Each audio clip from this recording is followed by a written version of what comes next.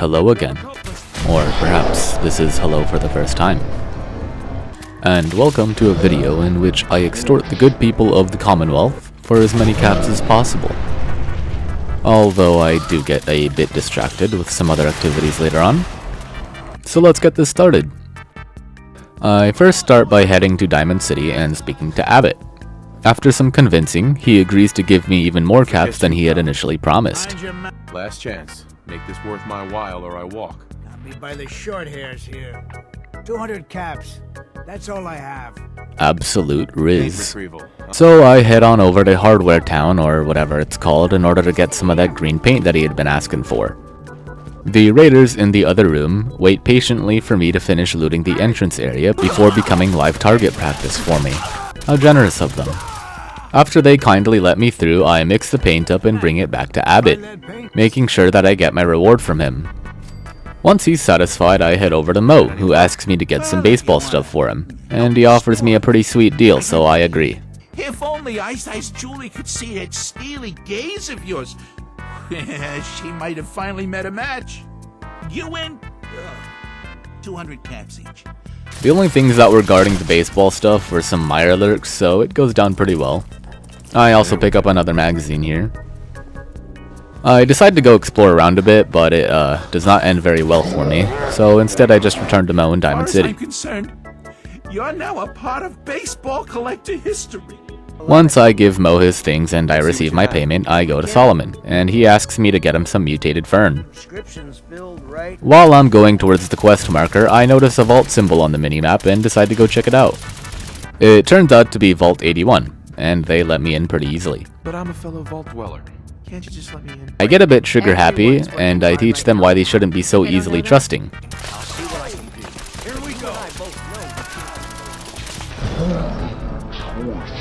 Just kidding, I reloaded. Down in the main vault area, I talk my way out of giving this kid like 5 caps, which would hardly make a dent in my current wealth. But this is about principle. Anyways, I immediately fail the quest to go on the tour because I get distracted talking to some of the other people. After that, I just kinda go around and randomly go into people's rooms, completely uninvited. I try to speak with Austin, but he lays down, gets back up, speaks to me, and then lays back down again. So instead I go over to Erin, who asks me to get her cat back. I get a bit trigger happy again, but I am eventually sent back to an earlier save after I blow myself up. Anyways, I go extort the doctor here for as many caps as possible for a simple blood draw. I get caught up in a fight while I'm out searching for that cat, which does not end favorably. So I avoid the fight and collect ashes. Back at the vault, I find out that Austin had got bit by a mole rat or something, and as such I am sent out to go find a cure. The mole rats don't actually give me a whole lot of trouble, but instead these turrets and Protectron are the issue. This is not to say that the mole rats didn't pose a threat though. After I get through that section, I speak with Curie, who gives me a cure for Austin. I also pick up this bobblehead. After giving Austin the cure, I decide to take Curie along as a companion for the time being. Also, I love her accent. I give the kids a little story from the Commonwealth before heading back up. After dropping some stuff off at Sanctuary, I go back to Nuka World hoping for the Immoral Combat quest to trigger, as per usual, and it does. And this is the guy I've been waiting for. He ends up taking a few tries since I was too stubborn to use the splatter cannon or any drugs to help out.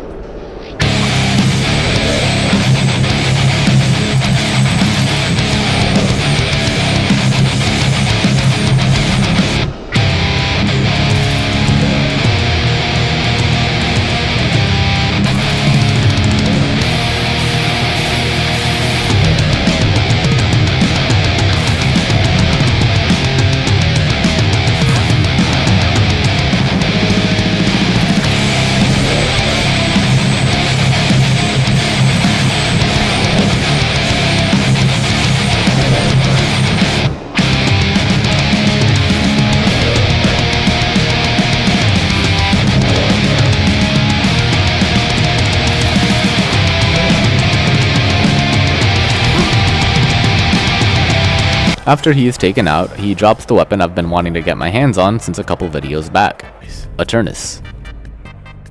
If you aren't aware of what's so special about this, it's a Gatling laser with unlimited ammo. And I don't mean unlimited ammo capacity, I mean it literally never runs out of ammo. Back at Sanctuary again, I do a minor upgrade to the Eternus, before heading out to collect that mutated fern that I had told Solomon I would get. On the way there, I run into some ghouls and test my new weapon on them. Turns out that the wind-up time it has is not optimal for close-range combat. After the ghouls are dealt with, I unfortunately step on some mines. Lock's really strong. I eventually get to the quest marker and grab the mutated ferns, and I am again reminded to not use the Eternus at close range. After being a bit more careful, I slowly take out the ghouls. I also come across a box that has like 4 mini nukes in it, so that's pretty cool. Next, I return to Solomon in Diamond City and turn the quest in. I couldn't decide what to do next, so I just decided to speak to Vadim about the radio guy. I am told to come back the next day, so I proceed to sit on this couch for the next 24 consecutive hours. Travis shows up and I begin a dialogue with him. And it's here that I begin to realize that Kiri doesn't necessarily approve of my conversing methods. Hey there, pal. You must stand up for yourself. So I have to actually be kind and supportive towards him. Don't be such a coward. I pay that no mind for now, and instead I get into a fist fight with these guys. Next, I am sent out to find this girl that Travis is into and help them get a bit closer. Then I find out that Vadim had been captured. So I go to grab Travis to help me out and get an extreme close-up of his mouth. Really? Oh man, wow, is this is because of what happened, isn't it?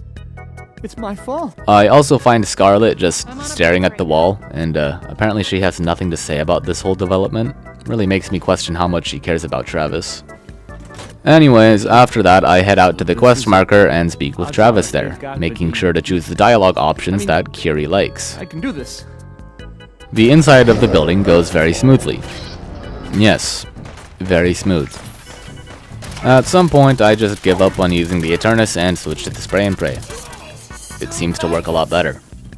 Anyways, I free Vadim and speak with Travis about his newfound enlightenment. This has been... I decide to explore some more of the building before leaving, and this does not go well.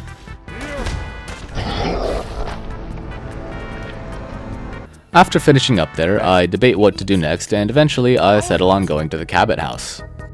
After speaking with Jack and Edward, I am sent out to retrieve a package, which I find pretty easily. I am tempted to keep the mysterious serum, but I get the sense that Kiri wouldn't approve. So I try dropping it mid-dialogue, but this also does not work, so I just give it up. There was only this one vial left. Afterwards, I'm sent out to collect Jack's sister. Right outside the Cabot house, there are some disciples from the Nuka World DLC just wandering around, so that's interesting, I guess. I head to Good Neighbor in search of Emogene. While speaking with Magnolia, I rotate 180 degrees to my right, and after a few seconds, I rotate to my left an additional 180 degrees. I find out that Emogene went with these zealots or something, and I convince them to just let her go. When I meet her, I of course make sure to be very polite and respectful. You're Jack's sister. I was expecting someone a bit younger. You really know how to flatter a lady, don't you? Before leaving, I make an attempt to steal this mini nuke, but Kiri doesn't like this. So I reload and have to leave it behind. Just as I am about to fast travel, I speak with Kiri, who asks me to help her find a human body. I have some time. This now becomes my top priority.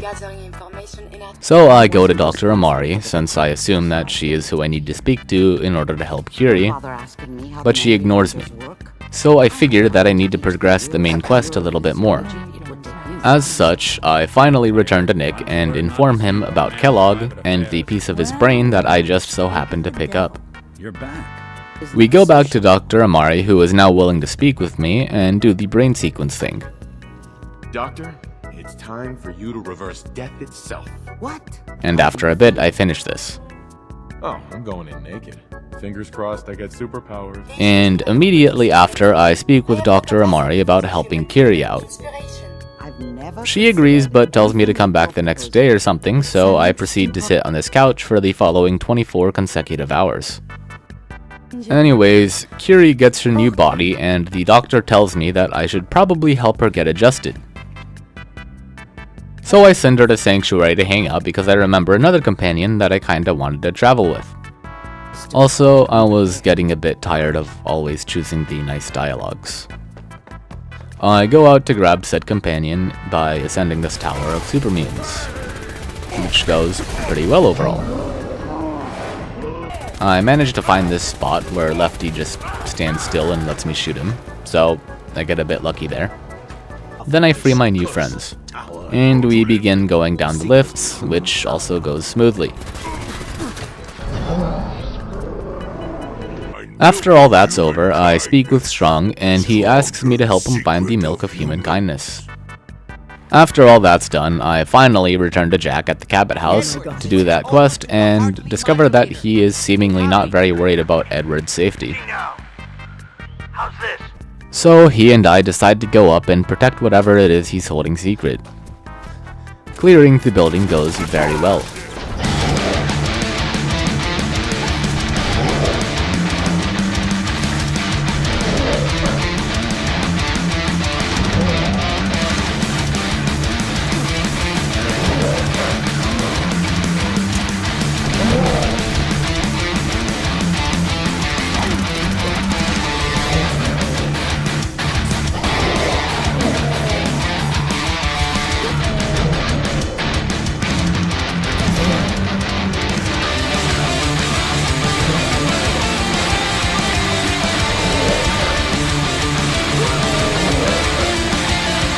Oh, and at some point I find that being in first person makes playing considerably easier.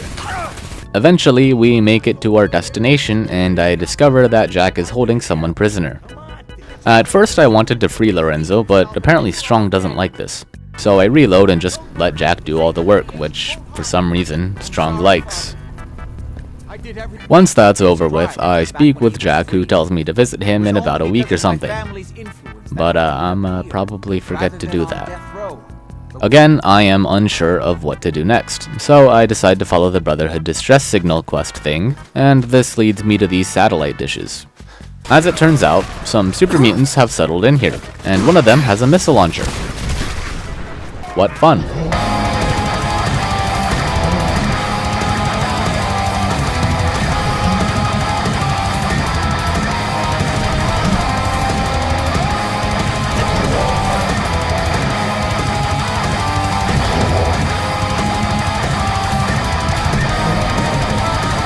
But after some time and enough tries, I am able to clear them out. I am reminded here that Strong does not like it when I do anything that requires even a little bit of intellect. I finish looting the place and return to Sanctuary, where I dismiss Strong. Sad day. Then I get in some cardio to cheer myself up. Once more, I am at a loss for what to do, so I settle on following up with Paladin Dance. Before I head over to the police station, I do a quick look around Sanctuary and find that several of my water purifiers had been damaged at some point, so I repair them. Anyways, after I do that, I return to Paladin Dance, who's been standing here for like several weeks, just waiting to talk to me. And naturally, I extort him as well. How much are you paying? So you're a mercenary. He keeps calling me civilian. I am a civilian with a Gatling laser. I loot everything that is even remotely useful to me in the police station before heading out with Dance. Then there's this person that steps on a landmine right in front of me and fucking explodes.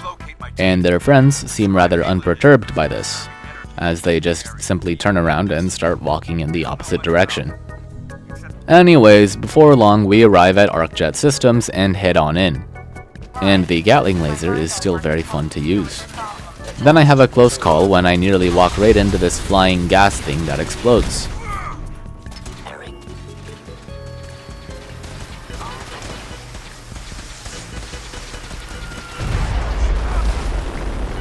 The rest of the place isn't too difficult, so we grab the thing we came for and head back out.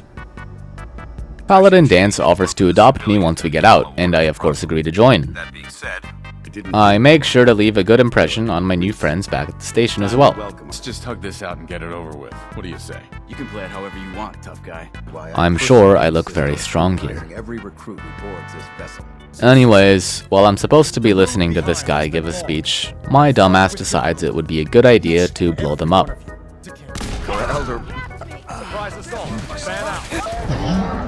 Multiple times.